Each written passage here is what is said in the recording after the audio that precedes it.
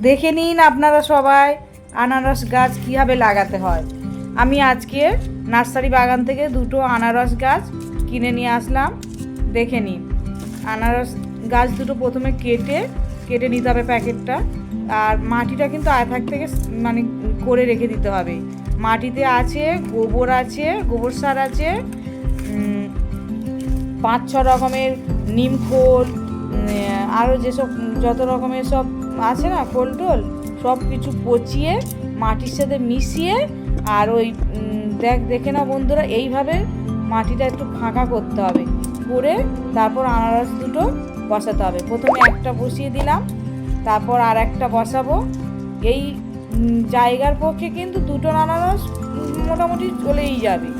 আর আপনারা তো সবাই জানেন আনারস খেতে কার না ভালো লাগে, সবাইকেরই আনারস খেতে খুবই ভালো লাগে, আমারও ভীষণ ভালো লাগে আনারস খেতে। তো আর একটা দেবো, ওখানে দিলে হয়ে যাবে। আর এরও একটা উপায় আছে, কিন্তু একটা আনারস কিন্তু ফল হলে তার আবার মাথা কেটে আবার বসালে কিন্তু তার থেকে আবার আনারস পাওয়া যায়। সেটা কি তোমরা সবাই জানো নিশ্চয়ই। তা এই পদ্ধতিতে করলে কিন্তু আনারস গাছ আর কিনতে লাগবে না। তো আমি আর ভিডিওটা আর বাড়াচ্ছি না, আমার আনারস চারা লাগানো হয়ে গিয়েছে অলরেডি। তো আমি আর এখানেই রেখে দিচ্ছি।